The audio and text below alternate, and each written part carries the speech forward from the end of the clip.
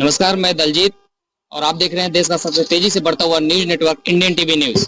अभी मेरी मौजूदगी इस समय मऊ जिले के लिटिल फ्लावर चिल्ड्रन स्कूल पे और यहाँ पर एक प्रोग्राम होने वाला है। कैसा प्रोग्राम है, किस प्रकार का है, मैं यहाँ के कुछ लोगों से जानने की कोशिश कर रहा हूँ और यहाँ पे मैं मिलवाता हूँ और आप लोगों से। देखिए, जैसे कि यहाँ पे यहाँ के स्कूल के स्टाफ में क्या है, मैं इनसे खुद इनके परिचय लेता हूँ। सर, अपना परिचय बता दीजिए। सर, मेरा नाम मनोज पाठक है। मैं यहाँ भौतिक विज्ञान का प्रवक्ता हूँ और क्लास 12th को और 11th को हम लोग पढ़ाते हैं यहाँ पर। और ये लिटिल फ्लावर चिल्ड्रन स्कूल है और आज हमारे विद्यालय प्रांगण में जो है बाबा रामदेव जी का पूजनीय स्वामी रामदेव जी का प्रोग्राम हो रहा है, कार्यक्रम हो रहा है, जिसमें आप देख सकते हैं कि हमारे प्रांगण में इस समय जो है काफी भीड़ और काफी जनता यहाँ जुटी हुई है। ये किस प्रकार का प्रोग्राम है, इससे क्या? सर, ये जो प्रोग्राम हम रखे गए हैं, ये प्रोग्राम है कि यहाँ के योग के प्रति यहाँ के मऊ की जनता को जागरूक करना, ताकि लोग ये समझ सके कि हमारी जो शिक्षा व्यवस्था है वो बिना योग के अधूरा है। हम शिक्षा व्यवस्था में जो भी हम एजुकेशन दे रहे हैं, जो सिस्टम हम स्टूडेंट्स को पढ़ा रहे हैं, लेकिन कहीं भी हमारा ये व्यवस्था नहीं है कि वहां पर हम हेल्थ का एजुकेशन दे सकें। हम ये बच्चों को कहीं बता ही नहीं रहे हैं कि किस तरह से हम योग करके और जो है हम स्वस्थ रह सकते हैं। और उस राष्ट्र निर्माण में हम जब तक हम नहीं रहेंगे तो हम राष्ट्र निर्माण में कोई भूमिका निभा ही नहीं सकते। जैसे यहाँ पे देखा जाए तो प्रोग्राम में कुछ लोगों से मैंने बातें की तो वो लोग बता रहे हैं कि जैसे कि बाबा रामदेव जी जो आ रहे हैं, यहाँ पे कुछ भारतीय संस्कृति से समस्याओं से या भारतीय संस्कृति से जुड़े लोगों के बारे में कुछ बताना चाहते हैं। तो यहाँ पे किस प्रकार का भारतीय संस्कृति से लोगों को जागरूक करना चाहते हैं? देखिए, जैसे आप जानते हैं कि भारतीय संस्कृति जो है हमारी है, ये काफी पुरातन संस्कृति है और भारतीय संस्कृति में हमेशा योग, शिक्षा, व्यापार और आपका संगीत, ये हर तरह के, मतलब यदि हमारे आप वेदों का अध्ययन करें तो हर तरह की शिक्षा हमारे वेदों में मौजूद है।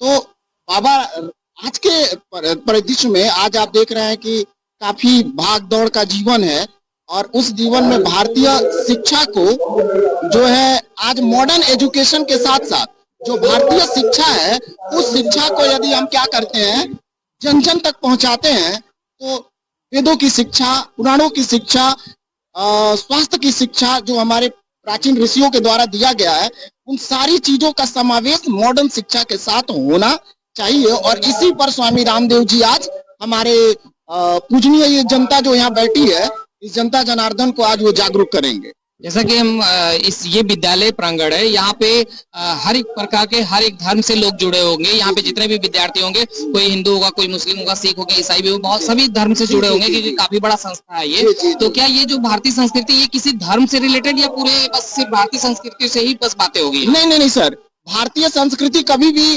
धर्म और विभेदता की तो बात ही नहीं करता। ये तो कुटुंब वसुधैवकुटुंबकम की बात करता है, वसुधैव कुटुंबकम की बात करता है। कभी आप भारतीय संस्कृति का यदि आप अध्ययन करेंगे तो कभी जात वर्ग विशेष किसी की बात ही नहीं करता। क्योंकि मैं खुद ही एक रिसर्चर हूँ, मैं धर्म पे, रिलीजन पर, मैंने कुरान, तौरात, बाइबिल, ये बहुत सारे धर्म ग्रंथों का मैंने अध्ययन किया हुआ है। मैंने अपने वेदों का अध्ययन किया हुआ, कुछ वेदों के बारे में मैंने जानकारियां ली, तो मैंने पाया कि कहीं आप मनुस्मृति के बारे में भी मैंने पढ़ाई किया। मैंने देखा कि हमारा जो संस्कृति है वो जीवन जीने की कला को सिखाता है। इसका किसी धर्म से, किसी वर्ग से, किसी जाति से कोई लेना देना ही नहीं है। जो है हमारी प्राचीन संस्कृति और जो प्राचीन शिक्षा है, आप जानते होंगे कि हमारे जब पूरे विश्व में कहीं शिक्षा व्यवस्था लागू नहीं था तो हमारे भारत में विश्वविद्यालय हुआ करते थे। आपने सुना होगा कि हेनसांग, इब्न बतूता, इल्तुतमिश, ये सारे विदेशी यात्री जो है भारत पढ़ने आए थे। तो भारत कुछ था, कुछ हमारा ज्ञान परंपरा था, तभी तो विदेशी पढ़ने आते थे हमारे यहाँ। कभी आप प्राचीन हिस्ट्री में, इतिहास में कभी नहीं सुना कि कोई भारतीय विदेश पढ़ने गया हो, हमेशा विदेशी ही भारतीय आए। तो आज भी हो रहा है। अरब के लोग भी आए, यूरोप के लोग भी आए, चाइना के लोग भी आए। तो यदि हमारी शिक्षा जाति, वर्ग और धर्म की बात करती तो फिर विदेशी क्यों आते हमारे यहाँ पढ़ना? अलग अलग वर्ग के लोग आते थे पढ़ने के लिए और यहाँ से शिक्षा ग्रहण करके गए और उन्होंने अपने अपने भाषा में हमारी शिक्षा को रूपांतरण किया। तो अपने एक स्कूल से प्रारंभ किया उन्होंने, भारतीय शिक्षा बोर्ड से जुड़ने का जो अनुष्ठान है, और करीब 25 स्कूलों के संचालक यहाँ पर आए हुए हैं। सब भारतीय शिक्षा बोर्ड से जुड़ने के लिए उपलब्ध होकर के जा रहे हैं। और ये भारत सरकार द्वारा गठित और पतंजलि द्वारा संचालित ऐसा बोर्ड है जिसमें 1835 में जो मैकाले शिक्षा की गुलामी के बीज बो करके गया, उस शिक्षा की गुलामी की जंजीरों को, बेड़ियों को तोड़ने का काम होगा। भारत बोध के साथ, सनातन बोध के साथ, भारत की साझी विरासत के बोध के साथ भारत के बच्चों में वो स्वाभिमान जगाया जाए, वो दृष्टि और दक्षता जगाई जाए। उनके भीतर कैरिकुलम पढ़ाने के साथ साथ यार ऊपर कौन उनको जितने भी ऊपर तुमको नहीं कह रहे, तुमको नहीं कह रहे हमारे चाहे वो नीट के हैं, जीई के हैं या आगे चल करके तुम रखे रहो की तैयारी है, उसके सारे के सारे उसका फाउंडेशन ऐसा मजबूत कर दिया जाए वो बच्चे कॉम्पिटिटिव एग्जाम्स के नाम पर रख ले किसी जो है कोचिंग सेंटर की लूट का शिकार ना हो और किसी भी प्रकार की भ्रमित मानसिकता का शिकार ना हो बच्चा। हर एक बच्चे के भीतर स्वाभिमान होना चाहिए। वो किसी भी जाति वर्ग समुदाय में, गरीबी अमीरी में कहीं पर भी बच्चा पैदा हुआ उसके समान अवसर मिले विकास के, और एक दृष्टि संपन्न नागरिक तैयार हो, दक्षता संपन्न नागरिक तैयार हो। वो किसी विदेशी कंपनी का जो है उपभोक्ता, कंज्यूमर ना बने, क्रिएटर बन करके अपने चरित्र का निर्माण करते हुए राष्ट्र निर्माण और युग निर्माण में एक बड़ी भूमिका निभा सके। ऐसी भाव चेतना के साथ भारतीय शिक्षा बोर्ड में बच्चों को पढ़ाया जाएगा। उसका जो करिकुलम है, उसका जो एग्जामिनेशन है, इवैल्यूएशन का तरीका है और जो अल्टीमेट आउटकम है इसलिए श्रेष्ठतम होगा क्योंकि इसमें हम हिंदी में, संस्कृत में, इंग्लिश में, सोशल साइंस, हिस्ट्री में, मैथमेटिक्स में, साइंस में, मैथ में उन सारे भारतीय मूल्यों का समावेश करें जिससे कि बच्चों के भीतर एक शौर्य, वीरता, पराक्रम और स्वाभिमान का भाव जगे। इसलिए मैं कह सकता हूँ आज भारत में जो 67 बोर्ड चल रहे हैं उनमें श्रेष्ठतम बोर्ड भारतीय शिक्षा बोर्ड है और उससे जुड़ने का काम यहाँ लवकुश की इस ऐतिहासिक धरा से, मऊ से एक साथ कई विद्यालय कर रहे हैं। लगभग 1000 विद्यालय हमसे जुड़ चुके हैं, 10,000 विद्यालय भी जुड़ने की प्रक्रिया में। इस साल के अंत तक हमारा लक्ष्य है लगभग 1 लाख विद्यार्थियों को हम जोड़ सके और आने वाले 10 सालों का हमने लक्ष्य बनाया कि हम 3 से 5 लाख विद्यालयों को भारतीय शिक्षा बोर्ड से जोड़ेंगे। ये भारत की राजनीतिक आजादी के बाद 15 अगस्त 1947 को मैं कह रहा था राजनीतिक रूप से हम आजाद हुए थे। शिक्षा की गुलामी, चिकित्सा की गुलामी, आर्थिक गुलामी, वैचारिक गुलामी देश में अभी भी बरकरार है और उन सारी गुलामियों से, पराधीनताओं से मुक्ति दिलाने का काम होगा भारतीय शिक्षा बोर्ड के माध्यम। अमेरिका, इजराइल और ईरान के युद्ध को लेकर क्या कहते हैं? गुलामी की शिक्षा बोर्ड से क्या भारतीय शिक्षा बोर्ड से किसी को खतरा नहीं, आतंकवादी सोच को खतरा है, विभाजनवादी सोच को खतरा है और शिक्षा के नाम पर जो लूट खसोट मची है और कोचिंग सेंटर्स के नाम पर जो लूट खसोट मची उनको खतरा। भारतीय शिक्षा बोर्ड से किसी को खतरा नहीं। ये अलग बात है कि बहुत सारे स्टेट और सेंटर की जो बोर्ड है वो आउटडेटेड हो चुके हैं। अपडेटेड बोर्ड है भारतीय शिक्षा। तो सर आईसीएसई और सीबीएसई बोर्ड में आतंकवादी सोच के लोग सरकार सीबीएसई बोर्ड को क्यों लगातार देखा जाता है अगर वो चाहती है भारतीय शिक्षा बोर्ड बने तो क्यों? बाबा सामने बाबा, एक लोकतांत्रिक देश है उसमें कोई स्टेट बोर्ड से पढ़े, कोई सीबीएसई से पढ़े या भारतीय शिक्षा बोर्ड से पढ़े, इसमें किसी के ऊपर कोई बोर्ड नहीं थोपा जा सकता। विद्यालय होता है जो आतंकवादी बताया है। तो मैंने कहा भारतीय शिक्षा बोर्ड से पढ़ा हुआ बालक आतंकवादी नहीं हो सकता। जेफरिन एप्स्टीन फाइल वालों की तरह दुराचारी, व्यभिचारी, नशेड़ी, गजेड़ी, भंगेड़ी और बेरोजगार, लाचार नहीं हो सकता। वो माता पिता का विद्रोही और भारत माता का विद्रोही नहीं हो सकता। वो माता भूमि पुत्र हम पृथ्व्या, मातृदेवो व पितृदेवा आचार्य देवो पढ़ेगा। तो वो जातियों और मजहबों के नाम पर विभाजन का शिकार नहीं हो। माना जाए कि सीबीएसई बोर्ड में पढ़ने वाले बच्चे की सर क्या माना जाए कि सीबीएसई आईसीएसई बोर्ड में पढ़ने वाले बच्चों की मानसिकता आतंकवादी हो जाती है?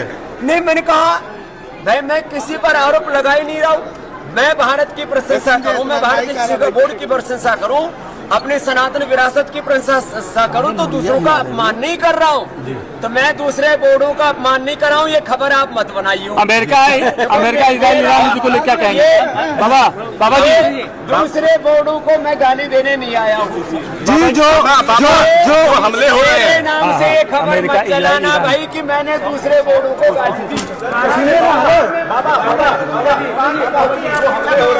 इजराइल, अमेरिका, ईरान हमले हो रहे हैं, इसको क्या कहेंगे, कैसे देखते हैं? नहीं अपनी बात रखते हैं। लगातार देखा जा रहा है शिक्षा व्यवस्था महंगी होती जा रही है।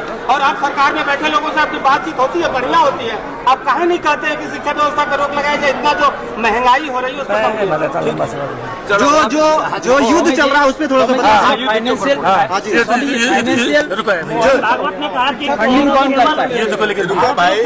देखो, भारतीय शिक्षा बोर्ड की फंडिंग पतंजलि का जो भी स्वदेशी के आंदोलन से प्रॉफिट होता है वो 100% प्रॉफिट इसी काम के लिए यूज हो रहा है। इसलिए किसी कॉर्पोरेट हाउस के द्वारा संचालित नहीं है भारतीय शिक्षा बोर्ड। दूसरी बात, अभी पूरी दुनिया में जो युद्ध और उन्माद चल रहा है, राजनीतिक उन्माद, वैचारिक उन्माद, और उसमें भी दुनिया की सबसे बड़ी इकोनॉमी, दुनिया का सबसे ताकतवर लोकतंत्र, बड़ा लोकतंत्र भारत है, लेकिन ताकतवर लोकतंत्र जो है अमेरिका है। इस युद्ध में अमेरिका जीत नहीं सकता और ईरान हार नहीं सकता, उसको हरा नहीं सकता, क्योंकि वो स्वाभिमानी देश है। लेकिन इससे पूरी दुनिया में ऊर्जा संकट पैदा हो रहा है, इस पूरी दुनिया में राजनीतिक अविश्वास पैदा हो रहा है, यूएनओ के प्रति अविश्वास पैदा हो रहा है। यूएनओ क्यों चुपचाप बैठा है? क्यों चुपचाप बैठा है? वर्ल्ड बैंक, IMF कहाँ चले गए? सारे मानवता की बात करने वाले, सारे के सारे संगठन ह्यूमन राइट्स की बात करने वाले। मासूम लोगों की मौत हो रही है और इतना भयंकर धुआं उठा है, कम से कम आने वाले 20-25 सालों तक प्रकृति और पर्यावरण का संकट पैदा होगा। और वहाँ जो मिडिल ईस्ट में धुआं उठ रहा है वो भारत की तरफ भी आ रहा है। तो पूरी दुनिया को संकट में डालने वाले इन उन्मादी नेताओं को ये समझने की जरूरत है कि तुम किसी राष्ट्र के अध्यक्ष हो सकते हो, लेकिन प्रकृति के साथ आप खिलवाड़ नहीं कर सकते।